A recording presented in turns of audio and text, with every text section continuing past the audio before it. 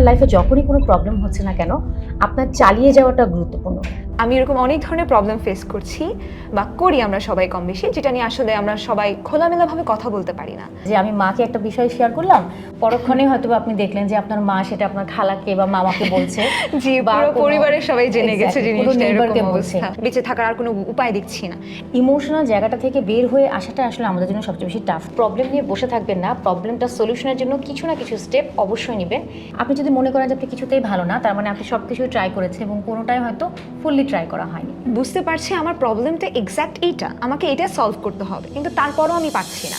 আমি একসময় ভাবতাম পৃথিবীর সব কিছু কেন আমার বিপক্ষে চলে যাচ্ছে, আমি কেন ভালো মতো পড়ালেখায় মনোযোগ দিতে পারছি না, বন্ধুরা কারোর সাথে মিশছে, কারোর সাথে কেন অতিরিক্ত ঝগড়া, মা বাবা কেন আমাকে বুঝছে না, আমি কেন সিচুয়েশনগুলোকে হ্যান্ডেল করতে পারছি না। সব কিছু মিলে যেন মাথার ভেতরে একটি ঝড় বয়ে যেত। পরে বুঝলাম জিনিসটা আসলে একটা ট্রমা বা এংজাইটির মতো। তাই আজকে মূলত টিনেজারদের এমন বিভিন্ন সমস্যা নিয়ে আমরা আজকে কথা বলতে চলে এসেছি।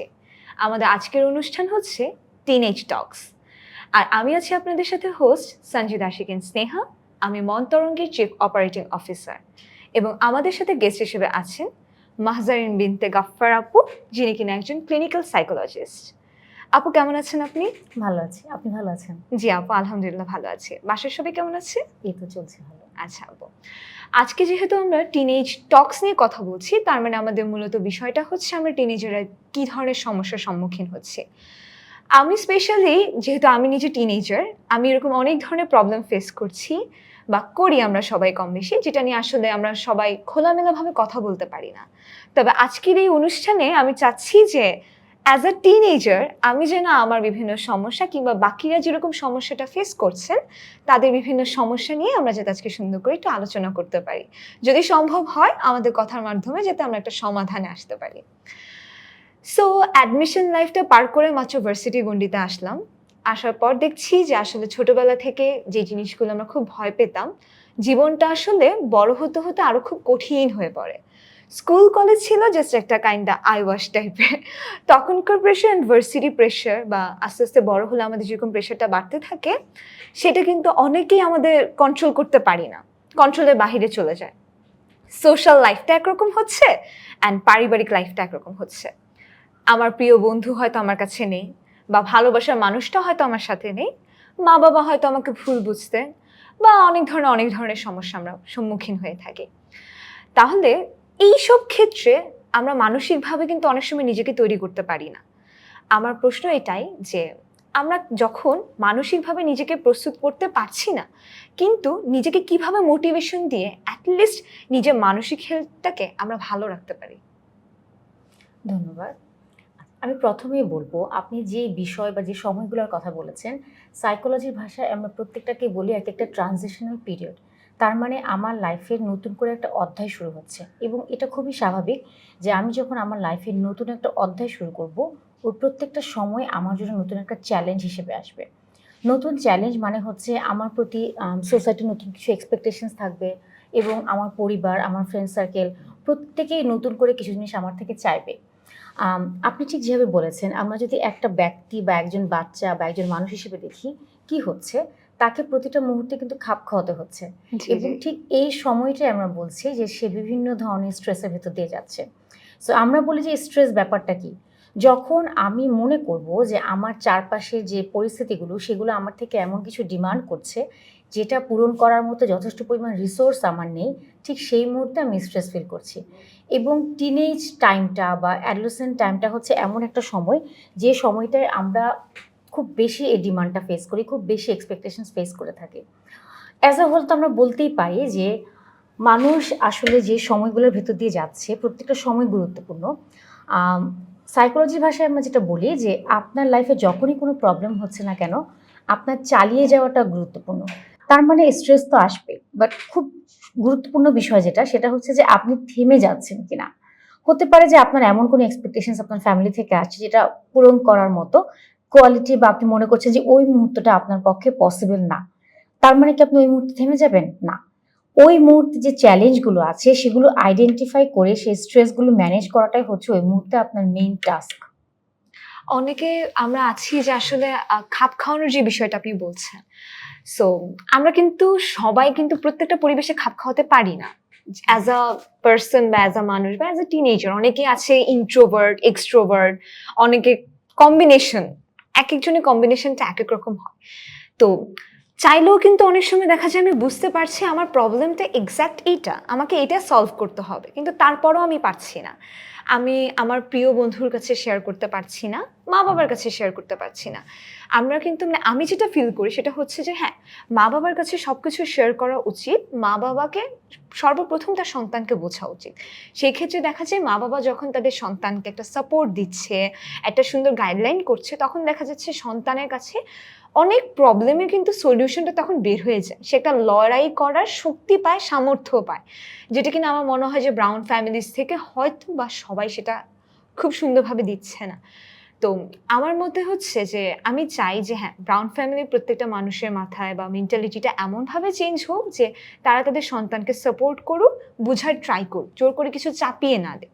কিন্তু তারপরেও কিন্তু একটা বাউন্ডারিজ আমাদের মাঝে থেকে যায়। কারণ মা-বাবাকে চাইলেই কিন্তু আমি সবকিছু এক্সপ্লেইন করতে পারবো না।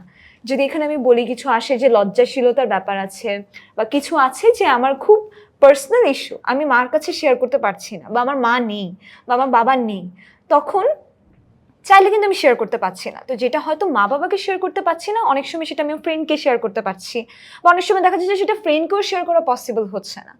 তো সেই ক্ষেত্রে জিনিসটাকে আমরা কিভাবে সার্ভাইভাল ওয়েতে নিয়ে আসবো? অনেকে ভাবছেন যে আমি বেঁচে থাকার আর কোনো উপায় দেখছি না। এই প্রবলেমটা কোনো সলিউশন হচ্ছে না। তো সেই ক্ষেত্রে আসলে সার্ভাইভাল ওয়েটা কি হতে পারে বা আমি কিভাবে সার্ভাইভটা করতে পারি বলে আপনি মনে করেন? আচ্ছা, এখানে আসলে অনেকগুলো বিষয় চলে এসেছে আমার মনে হচ্ছে। হ্যাঁ, জি। আমরা সাইকোলজির ভাষায় একটা ব্যাপার খুব ইউজ করি, সেটা হচ্ছে অ্যাটাচমেন্ট। তার মানে আমরা বলছি যে আমাদের কালচারে আমাদের যে প্রাইমারি কেয়ার গিভার আছে, আমাদের কালচারে প্রাইমারি কেয়ার গিভার হচ্ছে আমাদের প্যারেন্টস। আমার প্যারেন্টসের সাথে আমার সম্পর্ক কেমন, এই বিষয়টা এখানে ভীষণভাবে ইম্পর্ট্যান্ট। আমি যদি ফিল করি যে আমার প্রাইমারি কেয়ার গিভার বা আমার প্যারেন্টসের সাথে আমার অ্যাটাচমেন্টটা যথেষ্ট পরিমাণে সিকিউর না, তাহলে পরবর্তী লাইফে আমার জন্য যে কোনো রিলেশনশিপ, সিগনিফিক্যান্ট রিলেশনশিপগুলো সিকিউরভাবে গড়ে তোলা খুব টাফ। বাবা মারা আসলে আমাদের থেকে এক্সপেক্ট করেন যে আমরা তাদেরকে সব কিছু খুলে বলবো। কিন্তু আপনি যদি টিনেজার হয়ে থাকেন, আপনি খেয়াল করে দেখেন, আপনি কি প্রত্যেকটা সময় আসলে সিকিউর ফিল করেন? যে আপনি আসলে মাকে না। এটা বলবেন। এটা আসলে যেটা আমাদের কালচারে খুব বেশি হয় যে আমি মাকে একটা বিষয় শেয়ার করলাম, পরক্ষণে হয়তোবা আপনি দেখলেন যে আপনার মা সেটা আপনার খালাকে বা মামাকে বলছে জি, বা পুরো কোনো পরিবারের সবাই জেনে গেছে এক্সাক্টলি কোনো জিনিসটা এরকম নেইবারকে বলছে। অবস্থা। এরপরে কিন্তু আপনার সেই ট্রাস্টটা থাকবে না যে প্রাইভেসিটাও থাকছে না। এক্স্যাক্টলি যে আপনি এই ইস্যুটা আবার মার সাথে শেয়ার করবেন। বাট পরক্ষণেই কিন্তু মা আবার এসে বলে যে, "আমি তো তোমার ভালোই চাই।" সো আমরা আরেকটা বিষয় এখানে অ্যাড্রেস করছি আপনার কথা থেকে, সেটা হচ্ছে প্যারেন্টিং, হ্যাঁ? সো প্যারেন্টিং এর বিষয়টা হচ্ছে যে আমরা বলি যে বাবা-মা তো আসলে আমাদের সবচেয়ে ভালো চায়। এটা আপনি আমার সাথে একমত হবেন, হ্যাঁ? জি, জি। কিন্তু বাবা-মা ভালো চাওয়ার ক্ষেত্রে উনারা যেভাবে আমাদের সাথে কমিউনিকেট করে, এই জায়গাটা কিছুটা প্রবলেম। যে ওয়ার্ডটা ইউজ করে বা যে কমিউনিকেশন প্যাটার্নটা ইউজ করে, এটা আসলে খুব গুরুত্বপূর্ণ। ওয়ার্ডিং এর জায়গাটা এমন হয় যে আল্টিমেটলি অ্যাজ আ টিনেজার বা অ্যাজ আ চাইল্ড আমরা অনেক সময় ফিল করি যে উনি আসলে আমার ভালো চাও তো দূরে থাক, উনি আসলে আমাকে বুঝতেই পারছে না। জি, রাইট? জি। এমনটা হয়। আর হুম। সেটার ক্ষেত্রে যে আপনি যেটা বললেন ম্যাম যে একটা গুড প্যারেন্টিং এর জিনিসটা। আসলে আমাদের মা-বাবার সাথে আমাদের বন্ডিংটা আমরা সেভাবে ক্রিয়েট করতে পারছি না। অ্যান্ড মা-বাবারও কিছু ক্ষেত্রে অবভিয়াসলি একটা গুড প্যারেন্টিং শেখা উচিত। আর আমরা তো জানি যে বাংলাদেশে অনেক সময় দেখা যাচ্ছে যে যতই বলি বাল্যবিবাহ আমরা কোনোভাবে স্টপ রাখতে পারছি না। অল্প বয়সে মেয়েদের বিবাহ হচ্ছে অ্যান্ড এই ম্যারেজের কারণে ইন ফিউচার তাদের বেবিও হচ্ছে। এটা এখন কাইন্ডটা আমাদের জন্য নরমাল। পুরাটাকে স্টপ করাটা আমাদের পক্ষে ইম্পসিবল, বাট আমরা যতটুকু পারছি সবাই ট্রাই করছি। কিন্তু এর মাঝে যে অল্প বয়সে মা হওয়ার যে একটা প্রবণতা বা মা হচ্ছে, এক্ষেত্রে কিন্তু অনেকেই বুঝেন না যে আসলে সন্তানকে আমি কিভাবে ট্রিট করব, সন্তানের লালন পালন কিভাবে করব। তো ওই ক্ষেত্রে সন্তানকে ভালো মতো না বুঝতে পারার কারণেও কিন্তু দেখা যাচ্ছে যে মারা নিজেরাও ডিপ্রেশনে চলে যাচ্ছে, এংজাইটিতে ভুগছে, একটা ট্রমা যাচ্ছে যে আমি অল্প বয়সে বিয়ে করেছি, এখন আমার একটা বেবি আছে, আমি নিজেকে হ্যান্ডেল করতে পারছি না, এখন আমার একটা বেবিকে হ্যান্ডেল করতে হচ্ছে, সংসারকে হ্যান্ডেল করতে হচ্ছে। তো আমার কাছে এটা মনে হয় ম্যাম যে আসলে গুড প্যারেন্টিংটা দেওয়া উচিত। কারণ যদি গুড প্যারেন্টিংটা হয় তাহলে কিন্তু অল্প বয়সী সেই মেয়েটার বিয়ে হচ্ছে না। তার কারণে হচ্ছে কি যে অল্প বয়সের সন্তান নিয়ে তার ওই জিনিসগুলো হয়তো ফেস করা লাগছে না। একটা প্রপার প্রাপ্তবয়স্ক এজে গিয়ে তাহলে সে অনেক কিছু মেনটেন করতে পারছে বা তার সন্তানকে বুঝতে পারছে। যেমন আগে কিন্তু এটা অনেক হতো যে মা বাবা সন্তানকে বুঝতে চাইতোই না, নিজের ইচ্ছা বা নিজের যেটা ভালো লাগছে সেটা সন্তানের উপর চাপিয়ে দেয়। তো এটার কারণে হয় কি সন্তানরা ভালো করতে পারে না। এখনো কিন্তু আমরা দেখি ম্যাম, যেমন আমার এক্সাম্পলই যদি দিই, আমার বাবার খুব ইচ্ছা ছিল যে আমাকে ডক্টর বানাবে, কিন্তু আমার অনেক ইচ্ছা ছিল না আমি ইঞ্জিনিয়ারিং পড়বো, কারণ আমি জানি আমার ওয়েটাতে আমি হয়তো এখানে অনেক ভালো সেক্টরে কাজ করতে পারবো, সুযোগ হবে। তো এখনো কিন্তু আমরা দেখি যে সমাজে অনেক মানুষের অনেক ইচ্ছা থাকে আমি হয় ডক্টর হবো, ইঞ্জিনিয়ার হবো বা পাইলট হবো, যে কোনো কিছু, কিন্তু মা বাবা জোর করে চাপিয়ে দিচ্ছে। এর কারণে কিন্তু সন্তান ভবিষ্যতে ভালো কিছু করতে পারে না, অনেক সময় অল্পতেই ঝরে যাচ্ছে কিংবা সেখানে মনোযোগ আসছে না। তো সেই ক্ষেত্রে আপনি কি মনে করেন যে মা বাবাকে আসলে কেমন টাইপের ট্রিট করা উচিত বা তাদেরকে বোঝানো কিভাবে যেতে পারে, বা এক্ষেত্রে আমরা অ্যাজ আ টিনেজার কিভাবে পদক্ষেপটা নিতে পারি যেটা আমাদের জন্য গুড হতে পারে এবং মা বাবাকেও আমরা সুন্দর করে বোঝাতে পারবো? বিকজ অবভিয়াসলি ঘরে তো আমরা ঝগড়া করে জিনিসটাকে সুরাহ করতে পারবো না, তো সেই ক্ষেত্রে আমরা কি পদক্ষেপটা নিতে পারি? আপনি যেটা বলছেন যে প্যারেন্টিং এর বিষয়টা, রাইট? হ্যাঁ, জি। এখন প্যারেন্টিং এর দুই ধরনের ইম্প্যাক্ট। একটা তো যেটা আমরা বলছি যে হ্যাঁ, প্যারেন্টিং টেকনিক দরকার বা প্রত্যেকটা বাবা মা জানা দরকার প্যারেন্টিংটা কেমন হওয়া উচিত। নর্মালি যদি আমরা বলি যে প্যারেন্টিং এর ইম্প্যাক্ট বা প্যারেন্টিং প্যাটার্নটা কেমন হওয়া উচিত, এক কথায় আমরা বলি অবশ্যই এরকম প্যারেন্টিং প্যাটার্ন যেখানে আমি অ্যাজ আ প্যারেন্ট বুঝতে পারবো যে আমার বাচ্চা আমার থেকে কি চাচ্ছে বা আমার বাচ্চার নিডগুলো এক্স্যাক্টলি আমার কাছে কি, এবং আমি সেই নিডগুলো আইডেন্টিফাই করতে পারছি নাকি। কিন্তু আমরা অনেক সময় দেখে থাকি যে প্যারেন্টরা ওভার কনসার্ন হয়ে থাকে। যেমন আমরা যখন ক্লায়েন্ট ডিল করি সে সময় অনেক ক্ষেত্রে দেখি যে এত বেশি কনসার্ন থাকে প্যারেন্ট যে বাচ্চাকে ওভার প্রোটেক্টিভ একটা এনভায়রনমেন্ট দিয়ে ফেলছে, সেটাও কিন্তু জি, আবার জি। অনেক ক্ষেত্রে ক্ষতিকর। হ্যাঁ।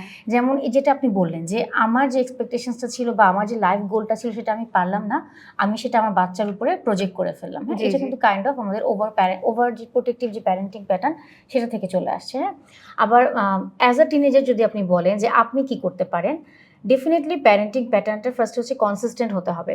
যেমন আমাদের প্যারেন্টরা বা নর্মালি প্যারেন্টরা যেটা অনেক সময় করে যে আজকে যে রুলসটা আপনার জন্য সেট করছে কিছুদিন পর উনি সেই রুলসটা মানছে না, সো এখানে কনসিস্টেন্সি নেই। হ্যাঁ, সো এই জিনিসটা খুব ইম্পর্টেন্ট।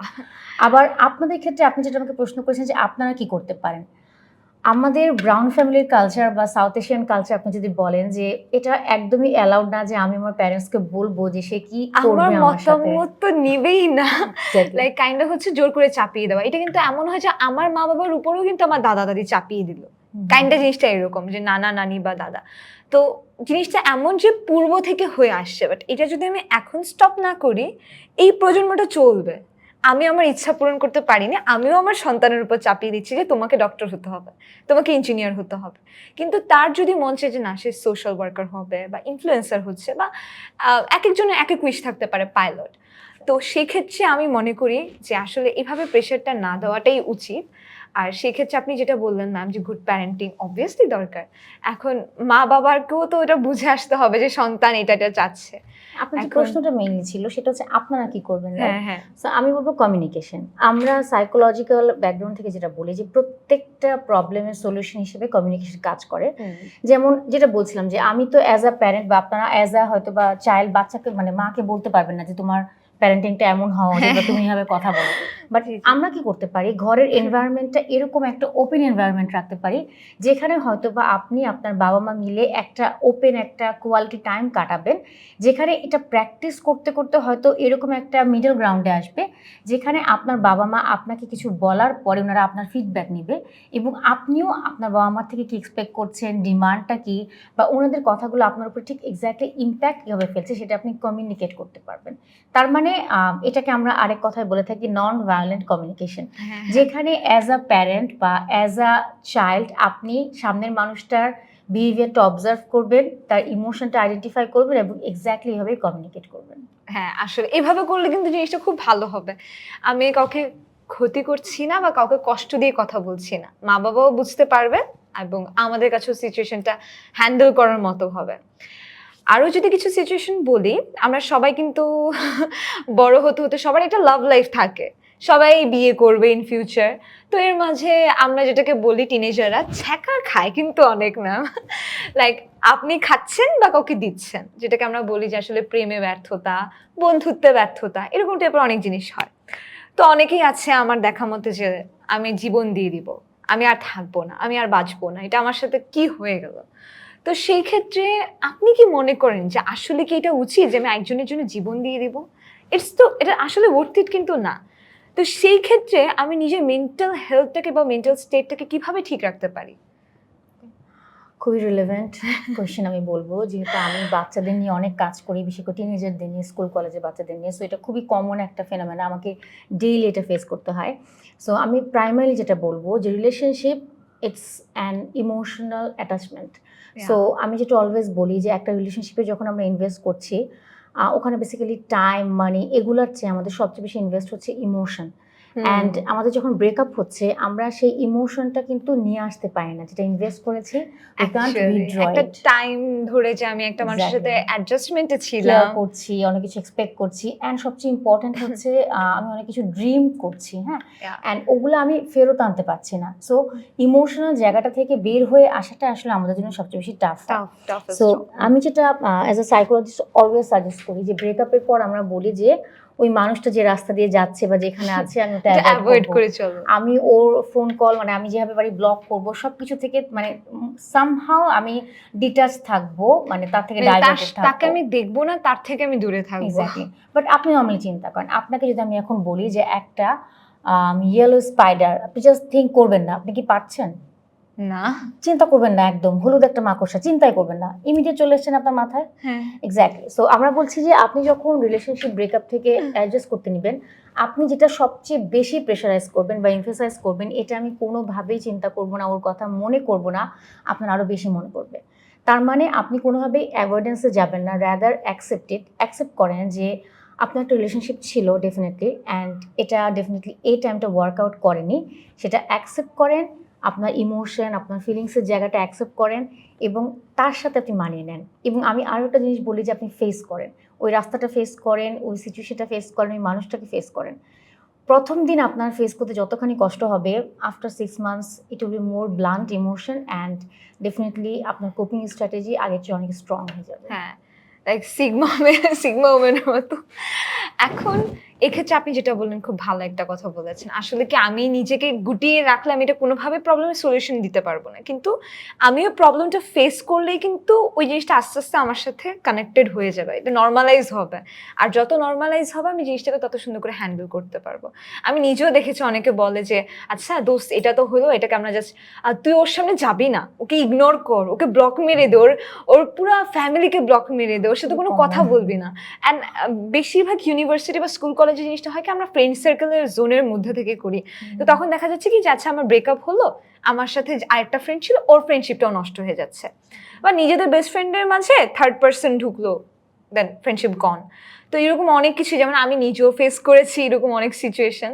তো এমন হয় যে আমাদের ফ্রেন্ডশিপ বা রিলেশনশিপ আগের মতো ওয়ার্কআউট করে না কিংবা থাকে না। তো সেই ক্ষেত্রে আমরা অনেকে কিন্তু অনেক ডিপ্রেশনে চলে যাই।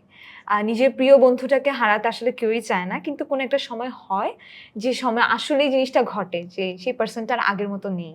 আমরা ফিল করি যে সে আমাকে আগের মতো কেয়ার করছে না, আমার আগের মতো যত্ন নিচ্ছে না। তো এত বেশি এক্সপেকটেশন থাকার কারণে হঠাৎ করে নেয় যে আমাদের মনটা ভেঙে যায়। তো তখন আর কি আমরা বুঝি না যে আমরা কোনটা করব বা কিভাবে নিজেকে ঠিক করব। আর সত্যি কথা বলতে আই গেস এটা মানে একটা সাইকোলজিক্যাল ফ্যাক্ট যে একটা মানুষ যে আমাকে সব থেকে বেশি ইগনোর করে, আমি মনে হয় তার কাছে বেশি পাত্তা চাই, কেন যেন একটা অ্যাটেনশন তার কাছ থেকে আমরা চাই, আশা করি, অ্যান্ড সেই পার্সনটা কিন্তু আমাদেরকে বারবার হার্ট করে। তো এই ক্ষেত্রে জিনিসটা কেমন যে আমার কাছে মনে হয় যে এরকম করে একটা সাইকোলজিক্যাল কিছু ফ্যাক্টর থাকার কথা যে আমি এই সিচুয়েশনগুলো হ্যান্ডেল করবো। তো ওই সিচুয়েশনগুলো আমি কিভাবে হ্যান্ডেল করতে পারি? আপনি কি ডিরেক্টলি এখানে টক্সিক প্যাটার্নের কথা বলছেন, বা আমরা যেটা বলি যে একটা মানুষ থেকে আমি যতটুকু দিচ্ছি তার থেকে ঠিক এক্স্যাক্টলি সেম রিটার্নটা পাচ্ছি না? তো সেই ক্ষেত্রে দেখা যায় আমরা অনেকে নিতে পারি না, অ্যাজ লাইক এজ আমিও হয়তো অনেক সময় নিতে পারি না যে ও আমাকে কেন ইগনোর করছে, আমি ওকে তো টাইম দিচ্ছি বা আমরা এফোর্ট দিচ্ছি, তো কেন আমরা পাচ্ছি না। তো সেই ক্ষেত্রেও কিন্তু আমি নিজে বা অনেকে কিন্তু জিনিসটা হ্যান্ডেল করতে পারে না। তো সেই ক্ষেত্রে জিনিসটাকে আমরা কিভাবে হ্যান্ডেল করতে পারি? ওকে, এটা আমরা ইদানিং খুব খেয়াল করছি যে একটা পার্সন বা একটা পার্সোনালিটি প্যাটার্ন থাকে যারা কিনা স্পেসিফিক বারবার একই প্যাটার্নের মধ্যে রিভলভ করতে থাকে। হ্যাঁ, সো আবার আমাকে বলতে হবে অ্যাটাচমেন্ট ইস্যুর কথা। আমরা যখন আসলে আমাদের লাইফের বেশিরভাগ প্রবলেম আমরা বলছি যে হঠাৎ করে হচ্ছে না, এগুলো সব হচ্ছে গ্র্যাজুয়ালি ডেভেলপিং। তার মানে আপনার লাইফে এখন যে প্রবলেমগুলো বা আপনি যে সাইকোলজিক্যাল ইস্যুগুলো ফেস করছেন, এগুলো আপনার আর্লি লাইফ এক্সপিরিয়েন্সের কারণে একটু একটু করে ডেভেলপ করেছে। সো যে মানুষটা কিনা বারবার অন্য একটা মানুষের কাছে যাচ্ছে, যার থেকে সে এক্স্যাক্ট রিটার্নটা পাচ্ছে না, নর্মালি আমরা বুঝতেই পারছি যে ওই মানুষটার জীবনে আসলে সে লাভ, অ্যাফেকশন, ওই জায়গাগুলোর একটা বড় ধরনের স্কারসিটি আছে, রাইট? এবং সে আসলে চাচ্ছে, এবং আমরা বলি না অনেক সময় যে সে যেখানে কিছুটা হলেও পাচ্ছে সে ওখানে আরো বেশি করে এফোর্টটা দিচ্ছে। এটাই হচ্ছে একটা কারণ যে সে চাচ্ছে এবং সে এক্সপেক্ট করছে যে সে হয়তো বা 20 দিলে সে অ্যাটলিস্ট 50 হলেও সে পাবে। বাট ডেফিনেটলি এই প্যাটার্নটা আমরা কখনো এনকারেজ করি না অ্যাজ আ সাইকোলজিস্ট, কারণ এখানে একটা ইমব্যালেন্স কাজ করবে আলটিমেটলি। আপনি দিতে দিতে একসময় এমন একটা পর্যায়ে চলে আসবে যে আপনি ফিল করবেন যে আপনি ডিচ হয়েছেন বা আপনি আসলে যথেষ্ট পরিমাণে আপনি রিটার্ন পাননি, এবং ওই মুহূর্ততে আমরা বলি যে একটা মানুষের ডিপ্রেশন ট্রিগার করছে, বা ওই মুহূর্তটাতে আসলে মানুষটা ফিল করছে যে তার সাথে সামহাও সে ডিসিভড হয়েছে। এখন আসি সোশ্যাল লাইফ নিয়ে, বিকজ আমরা সবাই হচ্ছে সোশ্যাল লাইফে খুব বেশি প্রভাবিত। অ্যাজ এক্সাম্পল যদি বলি, আমি নিজেও ফোন হাতে নিলে কতক্ষণ চলে যায়, রিলস দেখছি, এটা করছি ওটা করছি, মাঝে মাঝে রিলস দেখতে দেখতেই হচ্ছে মনটা খারাপ হয়ে যাচ্ছে, আবার মাঝে মাঝে খুব ভালো যাচ্ছে, আবার মাঝে মাঝে হচ্ছে যে কেমন যিনি মানে মুড সুইং যেটাকে আমরা বলতে পারি হয়তো। তো এই জিনিসগুলো ফেস করি আমরা, কিন্তু জানি যে আমাদের আসলে সোশ্যাল লাইফ বা আমাদের রিয়েল লাইফ এই দুইটার মধ্যে কিন্তু মানে অনেকখানি তফাৎ। তো সেই জিনিসটা হয় কি যে আমরা সোশ্যাল লাইফগুলো দেখে আমরা খুব বেশি খুশি হয়ে যাই বা খুব বেশি স্যাডও হয়ে যায় অনেকে। এখন সোশ্যাল লাইফটা আমাদেরকে কেন এত বাজেভাবে ইফেক্ট করে বা এত প্রভাবিত করে, বা এটার আসলে মেনটেনটা আমাদের কিভাবে করা উচিত প্রত্যেকের লাইফ থেকে, যেটা আসলে আমাদেরকে প্রপার একটা সুন্দর লাইফ কাটাতে হেল্প করবে। কারণ আমরা এটা নিয়েও কিন্তু অনেকে ট্রমা, অ্যাংজাইটিতে ভুগি বা হচ্ছে ডিপ্রেশনে চলে যায়। আমি নিজেও যদি বলি যে আমরা নিজেরাও অনেক সময় রাত 12টার পর অ্যাকচুয়ালি যেটা হয় যে খুব বেশি ডিপ্রেসড ফিল করি, হঠাৎ করে ভালো লাগছে না, সারাদিন খুব ভালো গেল কিন্তু রাতে ভালো যাচ্ছে না। তো এই জিনিসগুলো আসলে কেন হচ্ছে বা আমরা এইভাবে কিভাবে এগুলোকে সলিউশন করতে পারি আসলে? আমরা সবাই জানি, আমরা কি বলি যে সোশ্যাল লাইফ বা social media it's a scam kind of, right? জি জি। তার মানে আসলে সোশ্যাল মিডিয়ার থ্রুতে আমরা যা কিছু পাচ্ছি ওখানে আসলে রিয়েলিটির এসেন্সটা কম থাকছে। বাট এটা ঠিক যে আমরা আসলে প্রত্যেকে যেটা চাই যে আমরা চাই আমাদের লাইফটা পারফেক্ট হোক, অ্যান্ড সোশ্যাল মিডিয়া আসলে আমাদেরকে ওটাই পোর্ট্রে করে যে আমাদের লাইফটা পারফেক্ট। আমাদের অনেকগুলো ভালো ফ্রেন্ড আছে যারা প্রতি মুহূর্তে আমাদের সঙ্গে খুব ভালো টাইম কাটাচ্ছে, বা যারা অলওয়েজ আমাদেরকে অ্যাপ্রিসিয়েট করছে, অ্যান্ড আমাদের লাইফটা খুব happening, right? So social media আসলে আমাদেরকে অ্যাট্রাক্ট করে এই কারণে। এবং যেটা আমরা ভাবি যে, বা আপনি চিন্তা করেন যে আপনি যখন ছোটোবেলায় যখন স্কুলে ছিলেন আপনি কি চাইতেন যে আপনাকে ক্লাসে আপনার ফ্রেন্ডরা আপনাকে কি করুক, খেলায় নিক। সেম বিষয়টা আমাদের সোশ্যাল মিডিয়াতে ঘুরছে। সবাই যেই জায়গাটাতে আছে বা যে ধরনের লাইফ লিড করছে, আমি চাই বা আপনারা সবাই চান বা আমরা সবাই চাই যে ওই জায়গাটাতে আমিও যাব, আমি ওই বেটার লাইফ, ওই বেটার একটা এক্সপিরিয়েন্সের মধ্যে থেকে বিলং করব। সো এই নিডটা অনেক সময় যেটা হয় যে আমরা কন্ট্রোল করতে পারি না। হ্যাঁ, এখন আপনি যেটা বলছিলেন যে রাতের বেলা অনেক বেশি আমাদের চিন্তা চলে আসে, এটা তো স্বাভাবিক। যে রাতের টাইমটা আসলে কি হয় যে আমরা অনেক বেশি একাকিত্বে কাটাই, যে যখন কোনো কাজ থাকে না, আমাদের মাইন্ড কাইন্ড অফ যে অনেকখানি আইডল থাকে। সো সারাদিনের ওভার থিঙ্কিংগুলো তখন জমতে থাকে, অ্যান্ড আমরা না চাইলেও আমাদের ওভার থিঙ্কিংগুলো তখনই আসতে থাকে। সো আমরা যখন আসলে ক্লায়েন্ট ডিল করি বা কাউন্সিলিং করি, আমরা ওই কথাটাই বলি যে আপনি যত বেশি অ্যাক্টিভ থাকবেন তত আপনি ডিপ্রেশন থেকে দূরে থাকতে পারবেন। আচ্ছা, আরেকটা যেটা আপনি প্রশ্ন করেছেন আমাকে, যেটা হচ্ছে যে আমরা অ্যাজ আ ইন্ডিভিজুয়াল হয়তো আমরা কিভাবে প্রত্যেকে এই সোশ্যাল মিডিয়ার জায়গাটা থেকে দূরে থাকতে পারবো, ঠিক দূরে না, কিভাবে ম্যানেজ করতে পারবো, ব্যালেন্স। আচ্ছা, সো আমি যেটা খুব পার্সোনালি ফেস করি বাচ্চাদের সঙ্গে ডিল করতে গিয়ে, যে একটা গোল থাকা লাইফে খুব জরুরি। যেমন আমি আজকে 2025 সালের এখন সেপ্টেম্বর মাসে আমি এখন কোথায় আছি, ঠিক এক্স্যাক্টলি 2 ইয়ার্স পরে, 5 ইয়ার্স পরে আমি কোথায় যেতে চাই, খেয়াল করলে দেখবেন ইদানিং আমাদের সেই গোলের জায়গাটা নিয়ে আমরা আসলে খুব একটা কনফার্ম না, আমাদের কারণ এভিডেন্ট না বিষয়টা, আমাদের মধ্যে অনেক কনফিউশন কাজ করে।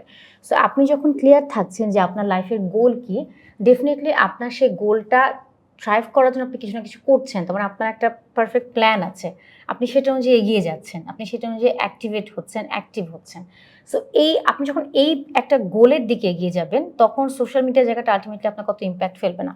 বাট এমন যদি হয় যে আপনি আসলে জানেন না আপনার লাইফ নিয়ে আপনি 5 বছর পরে কি করতে চান, তখন কিন্তু সবকিছু আপনার উপর ইম্প্যাক্ট ফেলবে, তাই না? আমরা বলি না যে আমার ফ্রেন্ড বললো ইঞ্জিনিয়ারিং যাবে, আমি ইঞ্জিনিয়ারিং পড়তে গেলাম। আমার ফ্রেন্ড বললো যে ও এখন অ্যাব্রড যাবে, আমি অ্যাব্রড গেলাম। তার মানে হচ্ছে আমার লাইফে একটা গোল জরুরি, তাহলে যেটা হবে যে সবকিছু আমাকে ইম্প্যাক্ট ফেলবে না। ওকে। ওকে, সো আমার মনে হয় এটা আমরা আসলে মানে আপনারা আপনাদের যে জেনারেশনটা আছে ট্রাই করতে পারেন যে প্রত্যেকের লাইফের একটা নির্দিষ্ট গোল অ্যান্ড 5 ইয়ার্স গোল, সেটাকে আমরা ভেঙে আমরা বলি সাইকোলজিস্ট আমরা যেটা বলি ছোটো ছোটো গোলে ভাগ করা, 1 ইয়ার্স গোল, 6 মান্থস গোল, যেটা আলটিমেটলি আপনাকে অ্যাক্টিভ রাখবে। আর এক্ষেত্রে কিন্তু আমাদের হেলথেরও একটা বিষয় আসছে যে রাত 12টার পর আসলে মানে আমি যতটুকু জানি মনে হয় আমাদের 9টা-10টার মধ্যে ঘুমানো উচিত অ্যান্ড যত দ্রুত সম্ভব সকালবেলা ওঠা উচিত, কিন্তু সেই ক্ষেত্রে দেখা যাচ্ছে আমরা সারা রাত মানে আমি ওদিন বাসায় রিসার্চ করছিলাম যে আমরা এখানে 4 টাইপের মানুষ আছি লাইক এই ক্ষেত্রে। একদল যারা কিনা রাতের বেলা খুব হার্ড ওয়ার্ক করছে তাই ঘুমাচ্ছে না, আরেক দল যারা কিনা ঘুমাতে জোর করে যেতে চাচ্ছে বা এমনি ঘুমাচ্ছে না, আরেকটা দল যারা খুব শান্তিতে ঘুমাচ্ছে, আরেকটা দল যত যাই হোক সে শান্তিতে ঘুমাতে পারছে না, সে ট্রাই করছে বাট ঘুমাতে পারছে না। তো এই ক্ষেত্রে জিনিসটা হয় কি যে আমি যদি বলি নিজেকে আমি হচ্ছে এমন একটা পার্সন যে রাতে অযথা ঘুমাচ্ছি না, কিন্তু এটা করে হচ্ছে কি আমার সারাটা দিনের সময়টা অনেকখানি চলে যায়, কারণ ঘুম থেকে উঠতে উঠতে অবভিয়াসলি 12টা-1টা বেজে যাচ্ছে, আমি কাজ করতে পারছি না বা আমার অনেক টাইম নষ্ট হচ্ছে, প্রোডাক্টিভ কিছু দিতে পারছি না সকালবেলা। তো এই ক্ষেত্রে আমাদের অ্যাকচুয়ালি রুটিনটা কেমন হওয়া উচিত যেটা কিনা আমার হেলথকে কনসিয়াস করবে, ভালো থাকবে অ্যান্ড মানসিকভাবেও তো যেটা অনেক ইফেক্ট ফেলে, তো সেই জিনিসটা কেমন হতে পারে আসলে?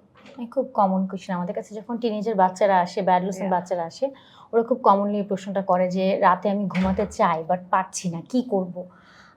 সো আমি যেটা আসলে অ্যাজ আ সাইকোলজিস্ট ফেস করি যে আমরা যখনই বলছি আমি পারছি না, সেক্ষেত্রে খুব গুরুত্বপূর্ণ হচ্ছে আমি কেন পারতে চাই। আমি পড়তে পারছি না, বাট আপনি পড়তে কেন চাচ্ছেন? হ্যাঁ, পড়ালেখা তো আসলে খুব বোরিং বিষয়। হ্যাঁ, আমরা কেউ পড়ালেখা পছন্দ করি না। সেমভাবে আপনি রাতের বেলা না ঘুমিয়ে যে কাজটা করছেন, সেই কাজটা আপনার কাছে খুব এনজয়েবল বা প্লেজারেবল। হ্যাঁ, সো এটা আগে আপনাকে ফিক্স করতে হবে আপনি রাতে ঘুমাতে চাচ্ছেন কেন। তার মানে আপনার যদি একটা ফিক্স রুটিন থাকে যে হ্যাঁ আমি রাতে ঘুমাতে চাচ্ছি কারণ আমি সকালে উঠতে চাই, ওই টাইমটা আমি কাজে লাগাতে চাই। আমরা বলি সানলাইটটা আপনি যত কাজে লাগাবেন তত আপনি প্রোডাক্টিভ থাকবেন, তত আপনার দিনটা ভালো যাচ্ছে। হ্যাঁ, সো এই টার্গেটটা খুব জরুরি। আবার সে একই কথা আসছে যে আপনার লাইফে ডিসিপ্লিন, আপনার লাইফে টার্গেট, এগুলো জরুরি। বাট তার আগে যেটা আমি আবার বললাম যে মোটিভেশন, আপনি এক্স্যাক্টলি কী কারণে রাতেরবেলা জাগবেন না, এক্স্যাক্টলি কী কারণে আপনি সকালে ঘুম থেকে উঠবেন, সেটা খুব জরুরি। এই মোটিভেশনটা আপনার ভেতর থেকে আসাটা জরুরি, যেটা আমরা বলছি ইন্ট্রিনসিক মোটিভেশন। আমরা যখন অন্য কারো দ্বারা প্রভাবিত হয়ে কোনো কাজের পিছনে টাইম স্পেন্ড করছি, ওটা হচ্ছে এক্সট্রিনসিক, অন্যদের থেকে আসছে।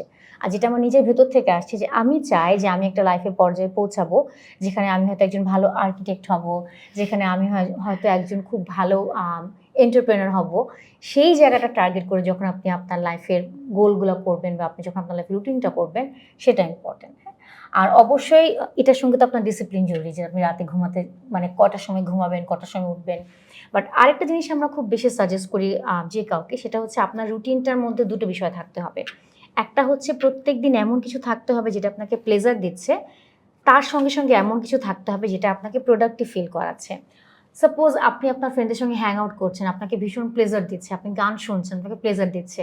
তার পাশাপাশি আপনাকে প্রোডাক্টিভ কিছু করতে হবে। আপনি হয়তো পড়ালেখা করছেন, আপনি হয়তো আপনার ছোটো ভাই বোনকে হেল্প করছেন। তার মানে ডেইলি লাইফের মধ্যে অবশ্যই একটা ব্যালেন্স থাকতে হবে, প্রোডাক্টিভ কাজ থাকতে হবে, প্লেজারেবল কাজ থাকতে হবে।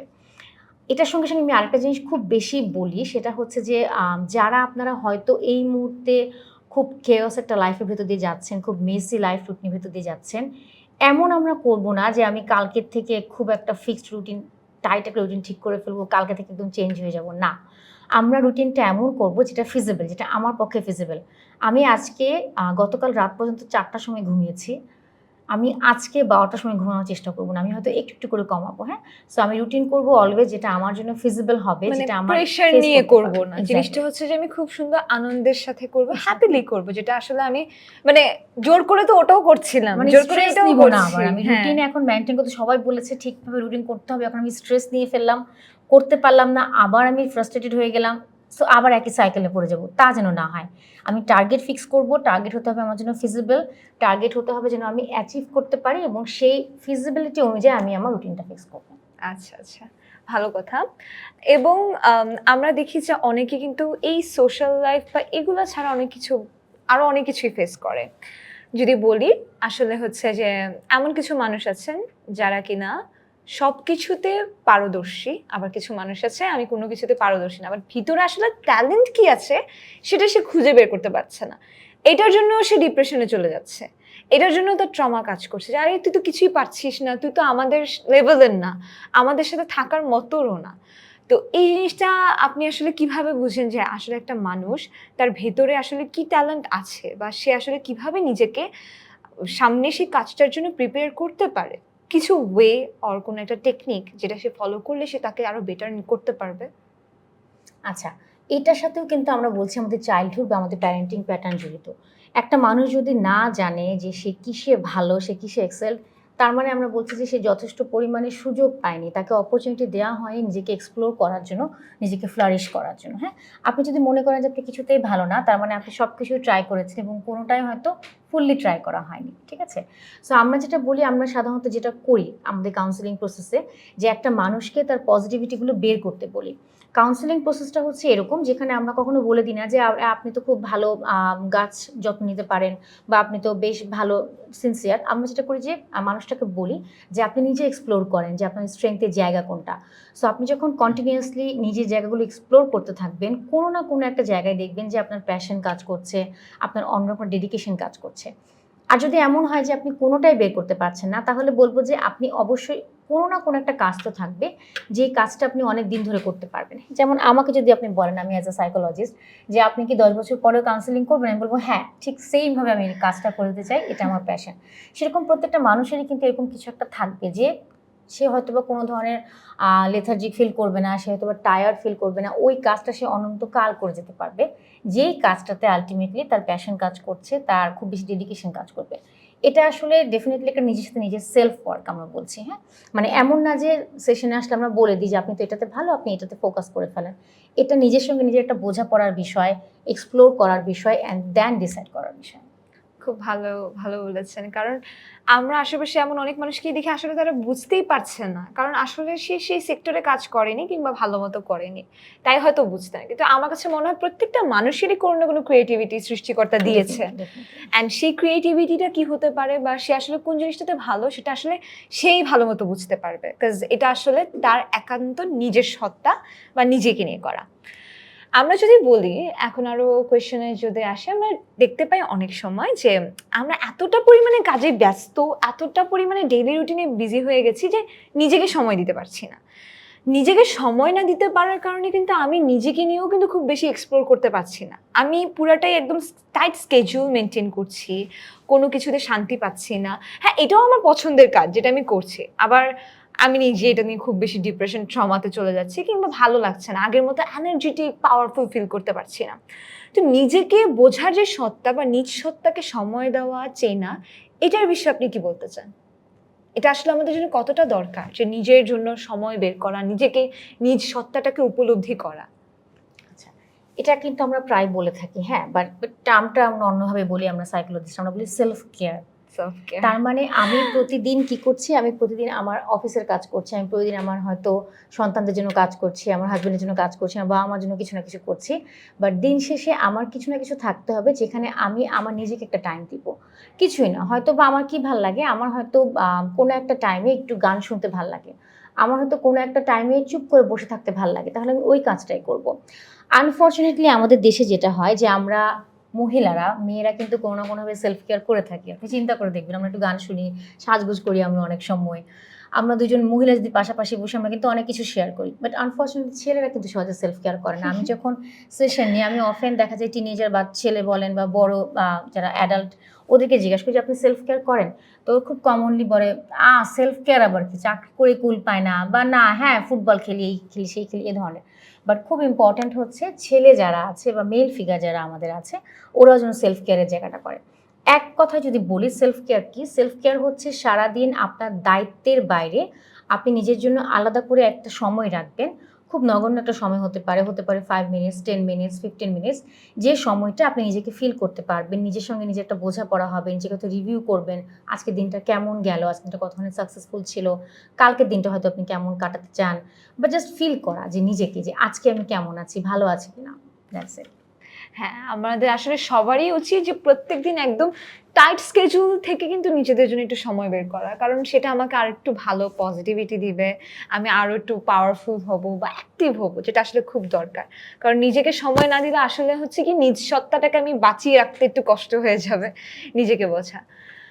আহ, এরপর আমরা সবাই দেখি যে আসলে সবাই বলছি যে ডিপ্রেশনটা ফেস করছি, বা হ্যাঁ আমরা সবাই ডিপ্রেশন, বাট ডিপ্রেশনে কি আসলে সবাই থাকে? আমার মনে হয় না। Actually depression, trauma, phobia, anxiety, এই চারটা আসলে চার ধরনের, রাইট?